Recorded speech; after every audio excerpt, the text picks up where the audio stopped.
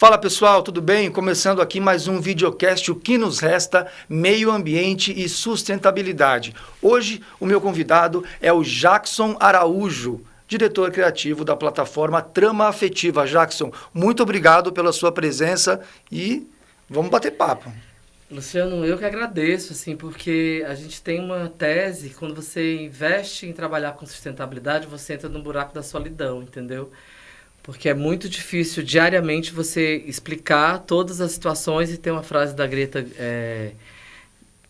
Thunberg, né, que fala muito bacana, que ela diz assim, enquanto eu estiver repetindo esse assunto, é porque tem muita gente que não assimilou ainda. Exato. Né? Então, estar aqui com você para falar sobre as coisas que a gente estuda e aprende é uma oportunidade de um Legal. valor imensurável. Bacana. Obrigado. Como é que nasceu o projeto? Assim, a Trama Afetiva foi até engraçado, pessoal, que eu conheci por acaso. Assim, eu estava fazendo uma matéria sobre a virada sustentável, acho que foi na Unibis Cultural, se não me engano. Isso. Vi uma obra de vocês lá. Eu te vi lá. Ah, você estava lá esse dia? Isso. Não era a pauta, essa tapeçaria, sim. mas eu perguntei, me chamou tanta atenção. Eu achei tão bonito que eu falei, gente, que negócio legal. E aí me falaram que era feito de guarda-chuva. Eu falei, gente, como assim? Aí que eu fui, né? Fui brisando mais ainda na ideia, eu falei que máximo e tal. E hoje a gente está aqui para poder falar disso. Que bom. Queria que você me falasse do começo de tudo, assim, como é que nasceu o projeto? Amigo, eu costumo dizer que depois que você é picado pelo mosquitinho da sustentabilidade, você rompe com muitas coisas na sua vida, né? Eu sou jornalista de formação e fui um crítico de moda premiado, primeira fila. Viajei em muitos lugares do Brasil e do mundo fazendo cobertura como jornalista de moda e tal, mas chegou um momento que eu não queria mais fazer parte desse sistema, porque eu achava ele excludente, achava que ele era mentiroso, né? Elitista, porque promovia coisas que eu não acreditava mais, né? Ele continua existindo enquanto sistema e eu estou aqui fazendo o quê? Dentro dele, tentando mudar as coisas por dentro, né? E aí, em 2016, quando eu rompi com todas as coisas que eu fazia em relação ao jornalismo, então, já 10 anos depois, eu fui convidado pela Amélia Malheiros, que na época ela era diretora do Museu Hering, da Companhia Hering, e assumir um cargo de gestão na Fundação Hermann Hering. E aí a gente já tinha trabalhado várias vezes juntos, e ela falou assim, Jackson, eu queria tanto que você criasse um projeto que fosse o carro-chefe da comunicação da minha gestão à frente da fundação, porque a gente já trabalhou tantos anos juntos e tal, e deu super tão certo. Eu falei assim, é melhor ter um projeto. Mas antes de eu pensar de te falar qual é o projeto, me fala quais são os pilares da fundação, né? E aí ela me falou, e tinha um pilar que me interessou bastante, porque já era o meu incômodo eterno, que é educação para o novo varejo. Que é basicamente o que você está fazendo aqui, inclusive, né? Educando as pessoas sobre como descartar, como comprar, o que não comprar. Novas formas de consumir. Isso, exatamente. E aí eu falei assim, não, eu quero isso porque tem a ver com o que eu estou pensando, que é criar uma plataforma, isso no início, lá em 2016, tá? Que vai discutir sustentabilidade para a moda a partir da ressignificação dos resíduos da indústria. Maravilhoso. Né? Que aí tinha a tal da tecnologia do upcycling, que a gente dentro da Trama Afetiva chama de tecnologia da feijoada. Depois a gente pode conversar sobre isso. Já fiquei curioso. Já. E aí a gente começou a fazer o projeto em 2016, abrimos inscrições na internet, multidisciplinares, para pessoas que estavam interessadas nessa pauta da ressignificação da matéria-prima, né?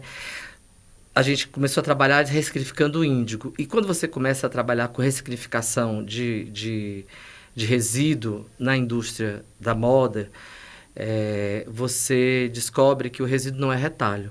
O resíduo é um galpão cheio de rolo, né? Porque sempre tem uma conta que não fecha direito. O estilista, quando vai fazer uma coleção, ele super aposta que aquela roupa vai vender, aquela calça amarela vai vender muito. Aí o que ele faz? Para ele não ter que pagar mais caro pro tecido, ele compra muito tecido. Porque ele está apostando que vai vender, que a aposta dele tem que ser, né, que vai dar certo. E aí, eventualmente, não vende tudo, sobra tecido. Essa conta é uma conta que em qualquer empresa, em qualquer marca de moda hoje estabelecida no Brasil e no mundo vai acontecer. Né? O que gera o que as pessoas chamam de estoque morto, né? Que é esse lugar. E aí a gente começou a entender logo de início que existiam outras questões tão importantes quanto o resíduo têxtil, que a gente começou a chamar de corporeidades políticas, que seriam os resíduos de pessoas que a moda, né, que foi formatada, branca, eurocêntrica, gordofóbica, excludente, fazia questão de colocar embaixo do tapete. Aí eu falei assim, então é aí que a gente tem que atuar, não é somente no resíduo matéria-prima, têxtil, mas também entender que a gente pode ser essa plataforma de construção de novas relações que possa transformar a moda, entendendo que protagonismo é diferente de diversidade, né? Diversidade pode ser apenas um álbum de figurinha. Protagonismo é, sim, o sinônimo mais perfeito de inclusão, né? Você convida a pessoa para assumir um lugar que não é o seu lugar, né? Então, a trama afetiva surgiu dessa ideia. Então, foi se formatando nessa ideia, de trabalhar com resíduos têxteis, mas também trabalhar com essa possibilidade de construir novas formas de produção, novas soluções simples para problemas complexos, entendendo que essas soluções só acontecem na coletividade. E a coletividade tem que ser múltipla, né? Ela tem que ser de todas as categorizações econômicas, filosóficas, políticas, sexuais, enfim. Tamanho de corpo, né? Existências, para que a gente pudesse, a partir dessa discussão, que começou com um resíduo dentro da indústria, transformar esse lugar de trabalho, de resistência e de existência em futuros possíveis. Basicamente, a trama começou assim e ela vem se desenvolvendo dessa forma. Agora, olha, gente, se você está nos assistindo pelo YouTube, olha a roupa do Jackson. Se você não está nos assistindo, está nos ouvindo, convido a ver o programa no YouTube do Jornal da Gazeta. Jackson, fala um pouco do tecido. Que assim, olhando assim, para um leigo, vou me considerar um leigo, apesar de conhecer o trabalho de vocês pelo Instagram, por exemplo. Convido o pessoal também a entrar. Qual que é o arroba do Trama Afetiva? @trama_afetiva. Me fala um pouco desse tecido e já puxando o gancho, como que vocês produzem essas peças e tal? Existe uma trama afetiva antes da pandemia, existe uma trama afetiva depois da pandemia, né? Acho que todo mundo. Qualquer profissão, qualquer pessoa, né, foi impactada de alguma forma por esse acontecimento. E a trama afetiva até 2019, ela vinha se formatando como esse lugar de discussão, de festival multicultural, de roda de conversa, de exposição de arte, de laboratório criativo, de oficina de costura, para encontrar soluções para esses resíduos, né? Pautado sempre por muitas discussões, muitas temáticas inerentes às questões diversas da sustentabilidade. Veio a pandemia e a gente não podia mais se encontrar, né? Então, dentro da pandemia, dentro do nosso grupo de designers tutores, a gente tem uma menina que chama Itiana Pazetti, que é do Rio Grande do Sul, que começou a fazer essa pesquisa com nylon de guarda-chuva, que vai parar em cooperativas de catadoras de resíduos sólidos em 2013. E aí eu falei assim, bom, a gente não tem tecido, a gente não pode se encontrar. A gente sabe costurar, a gente sabe discutir, a gente pode fazer tudo pela internet, a gente construir alguma coisa para a gente não deixar de existir durante a pandemia enquanto trama afetiva. It, que é o apelido dela, o que tu acha? Tu pode incubar a gente, que o projeto dela chama Revoada. A Revoada pode incubar a gente, a trama afetiva, e ensinar pra gente como é que funciona essa tecnologia de recuperação, de ressignificação de nylon de guarda-chuva? Ela, claro. Aí a gente começou a trabalhar junto em 2020, né? Fizemos um primeiro vídeo, a primeira coleção toda à distância, e lançamos o vídeo no Brasil Eco Fashion Week, que também estava acontecendo sem passarela ao vivo, né? Em 2021 a gente repetiu também, continuávamos em pandemia, mudamos o espírito desses vestíveis e tal, e conseguimos criar uma mini linha de vendas que acontecia pelo WhatsApp, que a gente chamava de venda por lote, e em 2022 a gente já, foi a nossa pós-graduação, digamos assim, né? A gente já se descolou da Revoada, desse projeto, né? E foi trabalhar exatamente de novo com o contato físico e humano. E a gente resolveu, então, trabalhar com a escola Ponto Firme, que é uma escola que ensina crochês para pessoas em vulnerabilidade social, normalmente com egressos do sistema prisional, egressos masculinos. E eu convidei o Gustavo Silvestre para fazer uma colaboração com a Trama. Eu falei assim, Gustavo, a gente não pode trabalhar junto nesse projeto? A gente tem uma tecnologia que é de transformar um guarda-chuva, tá? Cortado como uma casca de laranja. Quem criou essa tecnologia foi a Thais Loss, que é designer tutora da Trama Afetiva, gera 42 metros de fita para fazer crochê. Um guarda-chuva? Um guarda-chuva. Aquela tapeçaria que você viu, que foi gerada nesse projeto de 2022, que chama O Novo Inteiro, foi uma tapeçaria que foi feita por grupo de egressas do sistema prisional da cooperativa Libertas e mulheres trans em situação de vulnerabilidade social na cidade de São Paulo. A gente se encontrou durante uma semana e elas fizeram juntas aquela tapeçaria que tem 20 metros quadrados e tirou do aterro sanitário 800 guarda-chuvas, ou seja, 32 quilômetros de fita. Nossa, né? rapaz! 32 quilômetros de guarda-chuva. Então, começou assim, né? A ideia do guarda-chuva, que é o que a gente hoje trabalha dentro de um projeto que a gente chama de Tramba Vestíveis. Então, essa sua jaqueta, não Sim. sei qual é o nome, é um guarda-chuva São dá e 7. sobra. 7 São guarda-chuvas. 7 guarda-chuvas, né? Nessa mesma estampa. E aí a gente vai juntando, né? Porque não é que a gente vai criando também. A gente trabalha com o que a gente chama de design sob restrição.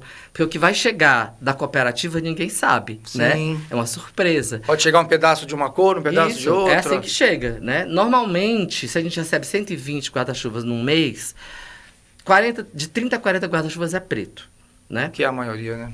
E aí a gente resolveu, então, criar uma nova tecnologia, que é todo o nosso crochê, que é feito também por uma outra cooperativa que trabalha com a gente. Né? A gente trabalha sempre nessa ideia de fazer com os outros e fazer para os outros. Que a moda tem uma mania antiga de falar do it yourself, faça você mesmo. A gente tira isso da moda, a gente fala que caiu de moda isso, a gente fala, faz com os outros e faz para os outros. Então, sempre a gente está trabalhando com a possibilidade de estar junto com a cooperativa. Né? Queria insistir no guarda-chuva, para ficar, porque a minha cabeça está fervilhando. Não, vamos nessa. Você recebe o guarda-chuva já, tipo assim, quebrado, como a gente às vezes... Como que como que chega a matéria-prima para vocês? Perfeita pergunta. O que acontece é o seguinte, a gente começou a ensinar, normalmente são só mulheres, né, que trabalham na esteira da separação, né? Então, a gente diz que a gente interdita a ida de um guarda-chuva, de um nylon de guarda-chuva para o aterro sanitário, onde ficaria até 30 anos para se decompor. Então ele nem chega aí para o aterro, chega direto para vocês. Ele chega na cooperativa. E depois já vai direto para vocês. Na cooperativa elas separam. Então a gente fez um treinamento com uma das cooperativas que a gente trabalha já desde maio. Elas vendem o ferrinho, a estrutura de metal para quem compra metal e vendem o nylon para a gente. Então elas ganham 2 vezes. Antes, o guarda-chuva chegava e passava direto para o carro da galera que compra o metal. Né? Então o nylon ia parar no aterro sanitário, como ainda vai em muitas outras cooperativas, obviamente, mas elas aprenderam que elas podem ganhar duplamente, entendeu? Que massa. Então a gente faz não só um favor para o planeta, um benefício para o planeta, de interditar a saída de um nylon que demoraria até 30 anos para se decompor, como também garante a sustentabilidade financeira de mulheres em situação de vulnerabilidade social. Que demais, rapaz. E aí o guarda-chuva, quando chega da cooperativa, nessa situação que a gente mencionou, assim, um mosaico, né? Chega um pedaço de uma cor, um pedaço de outra. Tem esse trabalho também de criar, porque você é um cara da moda. Também tem essa parte estética de, isso aqui combina com isso daqui, ou isso daqui fica melhor com uma peça X ou Y, como que é? Legal. É o seguinte, o guarda-chuva chega pra gente, o nylon, né? As rodelas de nylon, a quantidade que vier, já vem higienizado de lá, a gente já compra higienizado, mas a gente higieniza de novo, né, com vinagre, enfim, para tirar qualquer tipo de bactéria ou mau cheiro, porque às vezes fica muito tempo guardado e aí fica com cheiro de mofo, enfim, mas a gente higieniza bem direitinho. E a Thais Loss, que é a nossa diretora de moda, é quem separa e vai criando, no lugar que a gente chama de nylonteca, as possibilidades de combinação, tá? E aí, com essas possibilidades de combinação, existem 1000 peças possíveis, porque todas as peças são únicas, né? Nenhuma peça é igual a outra. Tipo, pro pessoal que não conhece ainda o Instagram, o que pode virar? Pode virar, hoje a gente tem calça, short, jaqueta, parca com zíper, isso que a gente chama de kimono. A gente tem as peças de crochê que são desde vestidos, macacões, saias longas, enfim. Bolsa também. Bolsa é um carro-chefe, da gente chama de pochetão, que é um cross entre a mochila e a pochete. Acho que eu vi esse, um grandão assim, isso, né? Exatamente. Esse é um sucesso, é um hit, assim. E todas as coisas são feitas com mulheres em situação de vulnerabilidade financeira, né? A gente não trabalha, por exemplo, é difícil a gente trabalhar com um grupo produtivo só, porque, por exemplo, normalmente o grupo produtivo, na conta da moda, ele quer fazer 20 iguais a esse. A gente não consegue fazer. Primeiro que a gente nem tem capacidade de produzir 20 para ficar parado em estoque, a gente não gosta, entendeu? A gente vai fazendo a gente chama por lotes. Sim. Tem uma feira, a gente faz. Tem uma exposição, a gente faz. Tem desfile do Brasil Eco Fashion Week, né? A gente faz. Então, a gente vai trabalhando com essa possibilidade. E isso é uma das vertentes, que é dirigida pela Thaís Losso, que tem uma preocupação muito grande de mapear essas mulheres que não podem sair de casa e costuram em casa, sabe? Tipo assim, porque moram muito longe da fábrica, porque não tem quem deixar o filho. Então, a gente também tem essa responsabilidade, preocupação. Preocupação, exatamente, a palavra é essa, de estar colocando nesse lugar, né, desse contexto que a gente fala da horizontalidade, essas pessoas, porque a gente entende que a moda não é mais sobre roupas, é sobre pessoas, né? Quem faz a sua roupa, que tipo de impacto aquilo pode gerar também em quem compra, né? Tem autoestima. Cara, é muito bacana esse trabalho que a gente tem feito, olha que é um grãozinho pequeniníssimo dentro de um sistema que é gigante, Sim. né? Na Virada Sustentável, onde a gente quase se conheceu, digamos assim, uma das mulheres, que é uma das lideranças das catadoras lá de Santana do Parnaíba, dessa cooperativa que chama Avemare, ela chama Ionara. Ionara maravilhosa, ela sentou na mesa para falar o seguinte, ela falou assim, tinham 3 coisas que ela queria falar. Primeiro que a gente, com o nosso projeto, estava colocando comida na mesa de 300 pessoas, como eu te digo, um projeto desse tamanho, que é o projeto da Trama Vestíveis, né? Que atua diretamente com elas, com as catadoras e com as costureiras, e também que a Trama tinha tido a responsabilidade, tinha como legado já na vida delas, elas deixarem de se sentir feias, lixentas e sujas, que é um lugar que a catadora, né, dentro do olhar da sociedade, geralmente é colocada, entendeu? Sim. Então isso pra gente foi tipo assim, amigo, não era impacto que você queria, né, que a gente fica procurando, porque todo mundo que quer investir, né, e a gente procura investimento o tempo inteiro, porque a gente trabalha não no diletantismo, mas tentando organizar de alguma forma uma produção pequena, simples, mas com responsabilidade. As pessoas perguntam, e o impacto? Porque nos outros projetos da gente, antes da Trama Vestíveis existir, que faz 1 ano, né, menos de 1 ano, começou em maio, né, a Trama Vestíveis, que é esse lugar de fazer bolsa, roupa e tal. Antes disso, a gente tinha todas essas oficinas de trabalho, como eu te falei antes, encontros e tal. Então, já passou pela gente um estilista indígena que se reconheceu indígena dentro da trama afetiva. Pra gente, isso é impacto. Nossa. Um estilista negro que se reconheceu negro dentro da trama afetiva. Pra gente, isso também é impacto, né? Uma estilista trans que, depois de passar por todos os processos de conhecimento e autoconhecimento, teve coragem de fazer a transição. Pra gente também é impacto. Agora, quando a pessoa pergunta assim, e a última fila da planilha, né? Que são números.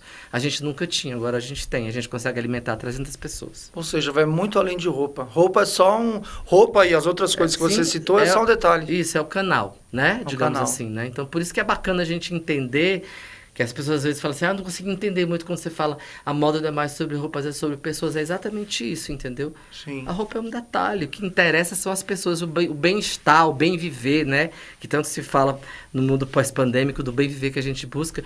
E o bem-viver, amigo, para as pessoas que vivem em situação de vulnerabilidade social, é a dignidade financeira. Você usou uma palavra que eu adorei, que foi a da horizontalidade, né? E eu, na minha carreira de repórter aqui na Gazeta, já cobri várias vezes o São Paulo Fashion Week, até quando era Morumbi Fashion, entreguei a idade agora, mas enfim, que era o nome antes do São Paulo Fashion Week, né? E a gente sempre está acostumado, eu pelo menos na época que eu cobri, a cobrir o desfile, né? Então a gente via só aquilo que os holofotes mostravam, né? As modelos ultramagras, as roupas maravilhosas, as celebridades que estavam ali na primeira fila, acabou. E aí, quando você traz esse conceito de horizontalidade, a gente não resgata, né? Porque eu acho que nem era muito falado antes, mas a gente passa a ver a moda de uma maneira que ela não é muito divulgada, né? Que é o quê? Quem está atrás disso tudo, né? Sim. E mesmo a moda que não é sustentável, tem essas pessoas que trabalham por trás e que não são valorizadas. Totalmente. Vocês, além de mostrarem essa parte de trás, vocês estão dando protagonismo, né, para essas pessoas. Sim. Isso é um cuidado que a Thaís Losso tem muito, sabe? Eu gosto muito de citar e de frisar, porque é ela que é a designer, né? Assim, eu sou mestre em design, mas eu entendo como design de interlocução. Eu sou a pessoa que junta os pedaços e vai construindo essas coxas de retalho, né? Não sou eu que faço, não sou eu que corto. É a Thaís Louço que corta, é a Thaís Louço que desenha, é a Thaís Louço que convive e convida todas essas mulheres para esse rolê, né? O lugar da horizontalidade, para a gente, é um lugar super importante, porque a gente, na Trama Afetiva, também defende uma ideia de que a gente, nesse lugar da horizontalidade, a gente pode construir bolsões de virulência positiva. Né? Então, assim, eu te contamino, tu me contamina. Eu te afeto, tu me afeta, a gente afeta o outro. Porque o afetiva, da economia afetiva, que é o que rege o nosso pensamento e que é o que deu origem à trama afetiva, não é ser só sobre o afeto, né? O amor. Sim, é sobre o amor, claro, porque o amor é a ferramenta mais revolucionária que existe. Porém, é sobre o verbo afetar. Como é que eu posso transformar as coisas, né? Então, assim, dentro desse lugar, a gente tem um círculo expandido, que a gente chama, que é um lugar é o planeta, outro lugar são as pessoas, e nessa área de convergência é onde existe o afeto, que é o lugar propício para a inovação, que é onde acontece esse lugar do ambiente de virulência positiva, onde as pessoas se encontram na horizontalidade, todas decidem juntas como é que elas podem mudar a situação, o sistema, enfim, o planeta, né? A natureza, a sua vizinhança. Essa seria a sua definição para o termo economia afetiva? Sim, sim. Economia afetiva é isso, é esse lugar de não negociar o planeta e as pessoas e promover o bem-estar, o bem-viver a partir desse lugar do afeto. Sim. Eu estive no Rio esses dias, Jackson, e aí eu passei... Aqui em São Paulo tem muito isso, né? Quando você passa diante de uma loja que vende essa ideia, digamos, de economia afetiva, no sentido de que algumas até propõem a troca, né? Em vez da venda e tal. Vocês também fazem isso? Participam de eventos que... tratam a venda em si como uma coisa que vai além de você comprar, ou seja, que possibilite, por exemplo, uma troca, ou que possibilite a inserção de pequenos... às vezes uma pessoa tem um material, mas não tem onde vender, e aí a partir de uma visibilidade maior de uma loja que está propondo esse conceito, ela consiga vender o seu material. Como é que funciona? É assim, a gente não chegou nesse lugar ainda, sabe? O lugar do Scrum, ele é muito avançado, né? Porque é uma tecnologia ancestral. Parece que é arcaico, mas... É dificílimo, né? É um lugar muito difícil porque o que é que eu sei... como é que eu posso valorar aquilo que para você tem um valor gigante para... Entendeu? Então, a gente não chegou nesse lugar ainda não. Estamos bem longe disso, né? Como eu te falei, a gente tem alguns anos de trama afetiva e do trama vestíveis a gente tem menos de um ano, então a gente está aprendendo. Então, todo lugar que a gente participa, a gente busca verdadeiramente negociar a nossa presença, né? Tipo assim... O que é legal de estar presente é que eu vou estar levando para o teu evento uma tecnologia social e regenerativa que nas outras marcas e nas outras pessoas que participam não existe e que você pode usar a gente como um lugar de falar assim, estamos preocupados em mudar de alguma forma esse lugar do consumo pelo consumo. E despertar consciência também, exatamente. Você acha? Acho que sim. Acho que sim. Amigo, a gente participou da feira na Rosenbaum no final do ano passado, logo depois do Brasil Eco Fashion Week. É super famosa essa feira. E nós fizemos, mas eu fiz assim, de dia eu estava conversando com ele, um cara que falou para a mulher dele assim, você vai comprar uma bolsa e um casaco. Porque o que eu estou vendo aqui é muito revolucionário. E o cara falou assim, olha, chorando, um homem dos seus quase 60 anos, falou assim, o que eu estou vendo aqui é algo muito, muito, muito transformador. E eu vou te dizer, eu sou do capitalismo selvagem. Ele não quis dizer de onde é que ele era, se era de banco, enfim. Mas era um possível investidor. Uma pessoa que chorou na nossa frente e falou assim, se fosse um possível investidor, volta pra gente. Porque a gente está precisando fazer essa moeda circular para quem precisa. Então, né? Mas você acha que falta, talvez? Eu fiz essa pergunta para outros convidados sobre outros temas, eu acho que queria adaptar para você, assim, que é essa coisa da indústria, né? Vocês têm o know-how, digamos assim, vocês já têm o caminho. Nesse sentido, na sua avaliação, queria que você desse sua opinião. Poderia ter por trás, por exemplo, uma empresa que tivesse o capital mesmo, para que pudesse essa ideia, o conceito, chegar a mais pessoas, a gente ter realmente no mercado, não assim, como que eu posso ser mais claro? Ter mais opções realmente, para que chegue numa loja grande, não vou falar o nome, você sabe uma loja que seria, esses mega departamentos, roupas feitas de guarda-chuva, por exemplo. Olha só, é um lugar muito preocupante também, porque é uma linha muito tênue, muito arriscada, né? Porque, sabe que essa pergunta me foi feita de uma outra maneira? Eu participei de um evento da União Europeia em 2021, lá em Bilbao, inclusive com ações dentro do Guggenheim de Bilbao, museu e tal. E quando eu fiz a minha fala sobre a economia afetiva e que eu falei que a gente ia começar a trabalhar com as egressas do sistema prisional nos crochês, todo mundo ficou muito chocado e tal. E no final, a pergunta que uma pessoa me levantou a mão e falou assim: e como é que vocês pensam em escala, né? Criar em escala? A pergunta é essa, né? Se é com o investidor, se pode existir esse investidor para isso. Se existir um investidor para alguma coisa, para a gente seria muito interessante para realizar aquilo que a gente sonha em fazer, que é escalar, né? Escalar grupos produtivos, sabe? E estar nas escolas ensinando pessoas que o mundo mudou, né? E que a partir daí a gente possa criar novos designers que se preocupam com isso. Com esse precedente, que é uma coisa super importante quando a gente estuda economia circular, que é a saúde dos materiais. Sim. Sabe? Então, assim, o material que você usa, ele vai parar na natureza, vai ser bom ou vai ser ruim? Ele é tóxico para a pele? Como é que funciona? Então, né, se a gente conseguir um investidor que possa fortalecer, logicamente, a nossa produção para que a gente possa possibilitar dignidade financeira de outras pessoas, massa. Mas a gente tem um pouco de cuidado nesse lugar de produzir em série, em quantidade, porque a gente nem consegue, né, amigo? Sim. Como eu te falei, a dificuldade de encontrar guarda-chuva. Aí a pessoa fala assim, eu quero 30 jaquetas de xadrez. Eu falo, fazer como? Sim. Não existe, né? Então, manter a essência também, né? Tem isso, e tem, não é nenhum prurido, né? Eu acho que é uma responsabilidade mesmo, sabe? É assim, tipo, vamos trabalhar junto, vamos, mas olha, a gente tem essas condições porque são elas que fizeram a gente chegar onde a gente está, entendeu? Né? Tem uma frase de um amigo meu designer que fala assim, nem tudo está à venda, né? Mas a gente pode negociar participações. Que legal, né? isso. Então, eu acho que esse lugar ele é muito interessante porque a pergunta é muito importante para a gente, inclusive, porque a gente realmente precisa de um incentivo financeiro para dar escala a essa construção de novos grupos produtivos, porque na hora que eu começo a trabalhar, já contei para você, com um grupo de catadores, a mulher vira para mim e fala assim, vocês tiraram a gente do lugar de sujeira, vocês deram para a gente dignidade e autoestima, amigo, nem o dinheiro compra isso, entendeu? O que compra isso é o sistema de valorização da pessoa. Quais foram as reações que você lembra, assim, que te chamaram mais a atenção no sentido da pessoa chegar e não saber que é feito de guarda-chuva e ficar, por exemplo, encantada e levar e comprar e tal? A peça tem uma amiga que fala assim, vocês deviam colocar lá uma plaquinha, eu já fui um guarda-chuva. Eu falei assim, mas o que é legal é a história, entendeu? Eu tenho uma vontade, quando eu vou lá para essas feiras, eu fico rouco, mas eu conto a história todinha. Essa roupa feita com guarda-chuva, que foi recuperada do aterro sanitário, a gente interditou a ida do guarda-chuva para o aterro sanitário, a gente fortalece a dignidade financeira de mulheres catadoras e costureiras.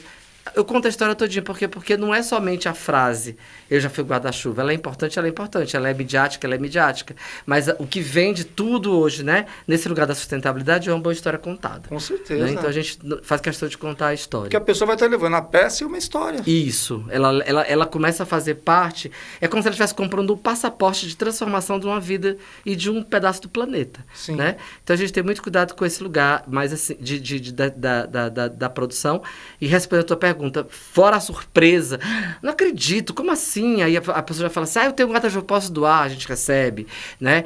Minha mãe compra guarda-chuva, toda viagem que ela vai, ela compra guarda-chuva em museu, o guarda-chuva dela estão lá, tudo guardado num canto, vocês aceitamos, né? Então, a gente tem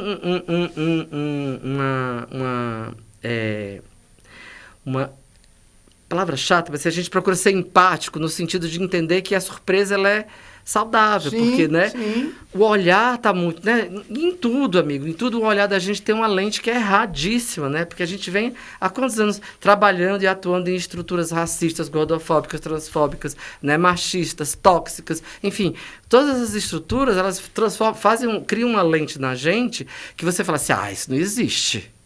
Sim. Não, como assim? Não é possível? Existe, tudo existe, né?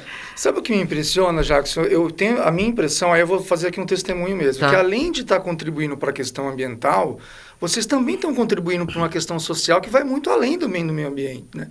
Quando você fala dessa horizontalidade, de estar ajudando pessoas em situação de vulnerabilidade, quebrando padrões de corpo, de padrão de elitismo, padrão de cor, de raça, poxa, isso está muito além de meio ambiente. Então, essa é a grande preocupação da gente, quando a gente fala exatamente, né, da moda não ser mais sobre roupas e sobre pessoas, fortalecido também por um pensamento que a gente vem desenvolvendo a partir do ano passado, que assim, a moda é uma força de transformação. Sim. Entendeu? Por quê? Porque ela mexe com a autoestima, né? Ela mexe com a condição financeira, né? Ela mexe com a ideia de pertencimento, ela mexe principalmente com a construção da imagem, né? E ela foi calcada, pautada e construída a partir desse lugar da exclusividade. Eu tenho um sapato de solado vermelho e você não tem. E aí como é que você faz? Você cria um ambiente que é doentio, né? Assim, Sim. tipo, você cria um ambiente até... Sabe, a internet está cheia de pessoas que estão sofrendo com esse tipo, né, exatamente, de fortalecimento de questões de saúde mental. Então, a gente procura realmente pensar que estamos a passos de bebê, né? Mas eu acho que tem um lugar que é muito importante, que a gente está ocupando de uma maneira muito interessante, que é exatamente de ser uma moda sustentável, uma moda regenerativa e um discurso de plataforma social. Achei muito bacana quando você usou a palavra plataforma. A gente não gosta de ser chamado de marca, né? Por mais que seja fácil as pessoas entenderem e chamarem a gente de marca, ok, bacana. Não sei o que vou ficar te interditando o pensamento do seu entendimento. Mas é muito legal quando a gente fala de plataforma, porque cria a possibilidade de entendimento que a gente está aberto para experimentações. Sim, né? Sim. E a marca é uma coisa fechada, né? A marca faz roupa. Tá ali, Então, a gente tem uma escola. A Trama Afetiva também é uma escola. Né? Chama ETA, Escola Trama Afetiva, de Educação à Distância, que trabalha questões de mudança de pensamento, mudança de filosofia criativa, a partir das essências e dos estudos de decolonialidade, sustentabilidade, diversidade e inclusão. Então, a gente acabou de fazer o primeiro semestre, Nego Bispo, mestre Nego Bispo foi aula magna, tivemos a sorte de ter ele aqui nesse plano, fazendo aula de abertura da escola. Aí tivemos como professora também a Day Molina, que é designer indígena, Ranará Negreiros, historiadora de moda, curadora de moda, também foi curadora do MASP, Daniela Almeida, que é mestre em estudos sociais sobre estudos de gênero e racialidade na América Latina e Caribe, enfim. Então, a gente procura realmente se cercar de pessoas que possam trazer o seu protagonismo e nos ensinar para que a gente possa ser esse canal de reverberação de novas boas novas, né? Sim. Jackson, adorei o nosso papo. Parabéns pela iniciativa, pela criação da plataforma. Você usou uma palavra de passos de bebê. Eu espero de coração que vocês deem passos muito mais largos daqui em diante e que a nossa conversa também ajude a inspirar pessoas a conhecerem o trabalho de vocês e a refletirem sobre o papel, sobre tudo isso que a gente falou, essas questões de moda, essas questões sociais também. Muito obrigado pela sua presença. Eu que agradeço por ter rompido esse ciclo da solidão de quem trabalha com sustentabilidade mais uma vez. Bacana. É isso aí, pessoal. O nosso bate-papo completo aqui com o Jackson Araújo você acompanha no YouTube do Jornal da Gazeta, nas principais plataformas de áudio, como, por exemplo, Spotify e outras e tal, e trechos também da nossa conversa, né, os cortes, aqui nas redes sociais da TV Gazeta. Esse programa contou com a produção da Natália Galego, a pauta da Maria Isabel Campos Melo e do Caio Canavieira, a equipe técnica, a Gisele Sartini e a Marina Orfali, as mídias foi a Fernanda Alves e a nossa gerente de jornalismo é a Valesca Quintela. Eu sou o Luciano Penteado, você também acompanha o nosso bate-papo completo, como eu disse, no YouTube, na aba podcasts do canal do Jornal da Gazeta lá no YouTube. Entre, acompanhe esse bate-papo que foi maravilhoso na íntegra e até a próxima. Tchau.